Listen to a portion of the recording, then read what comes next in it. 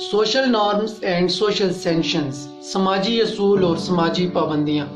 جس معاشرے میں آپ رہتے ہیں وہاں کے کچھ اصول ہوتے ہیں، کچھ پابندیاں ہوتی ہیں، اور معاشرے کا ایک فرد ہونے کی حیثیت سے آپ کو ان اصولوں کی پابندی کرنی ہوتی ہے۔ کوئی بھی معاشرہ اپنے لوگوں سے یہ توقع رکھتا ہے کہ وہ ایک معیاری رویہ اختیار کریں گے، اور یہ جو سوشل نارمز ہیں، جو سماجی اصول ہوتے ہیں، یہ انفرادی رویے یعنی انڈیویجولز کے بیہیویئرز کو کنٹرول کرنے میں بڑا اہم کردار ادا کرتے ہیں۔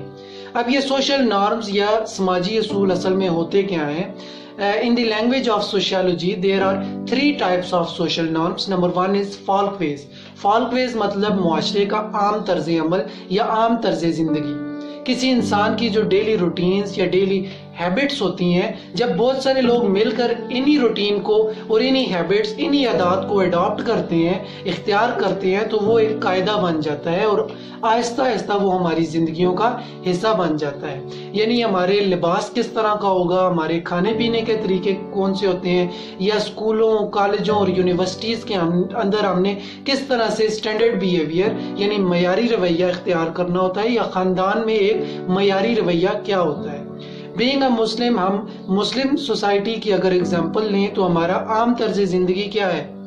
ہم نے بزرگوں کی عزت کرنی ہوتی ہے، عورتوں کو رسپیکٹ کیسے دینی ہے، آپ کا لباس کس طرح کا ہوگا، یا آپ نے کس طرح سے کسی سے فرسٹ میٹنگ میں سلام دعا کرنی ہوتی ہے۔ یہ مسلم سوسائٹی کے اندر یہ ہماری زندگی کا عام طرز عمل ہے، اور کسی بھی معاشرے کا فرد ہونے کی حیثیت سے اس معاشرے کی فالک ویز یعنی بنیادی جو اس کا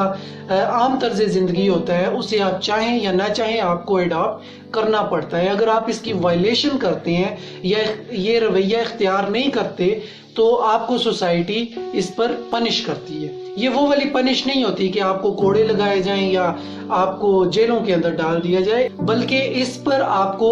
سوشل سینکشن آپ کی جاتی ہے، یعنی سماجی طور پر لوگ آپ سے دور ہو جاتے ہیں، آپ لوگوں کے اندر اپنی عزت کھو دیتے ہیں، اور لوگ جو آپ کے ارد گرد رہنے والے ہیں آپ کے انحرافی یعنی ڈیوینٹ بیہیویئر کی وجہ سے آہستہ آہستہ آپ سے دور ہونے لگ جاتے ہیں۔ سیکنڈ جو سوشل نارم ہے وہ ہے مورز یعنی کہ روایت۔ There is no such a big difference between folkways and mores، یعنی معاشرے کا عام طرز عمل اور روایت کے درمیان کوئی خاص بڑا ڈیفرنس نہیں ہوتا، لیکن یہ جو روایت ہوتی ہے، جو مورز ہوتی ہیں، یہ فالک ویز سے تھوڑی سی سٹرک ہوتی ہیں۔ یعنی کہ مسلم سوسائٹی کی اگر ہم ایگزامپل لیں تو یہاں پر آپ کے کفن دفن کا جو سسٹم ہوتا ہے، آپ کا جو نکاح کا پروسیس ہوتا ہے، یا آپ کسی کے چار دیواری کا تقدس پامال نہیں کر سکتے، یا آپ کسی کی زندگی کے اندر انٹرفیئر نہیں کر سکتے، یہ ایک روایت ہے، اور ان کی وائلیشن پر لوگ کھل کر آپ کی مخالفت کرتے ہیں۔ فالک ویز کے اندر ہم نے کیا دیکھا کہ لوگ آپ کی بیک بائٹنگ کرتے ہیں، آپ کو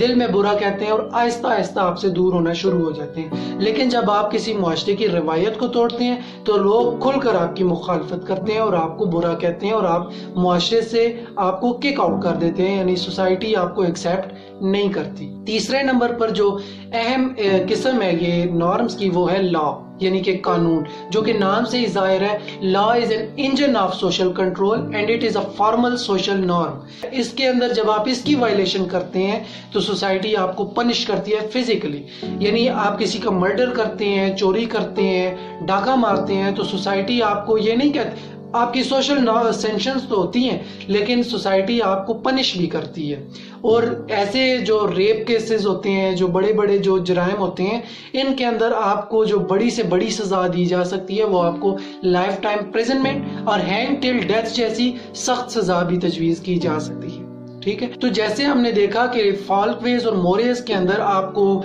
سزا جو دی جاتی ہے وہ فزیکل نہیں دی جاتی، لیکن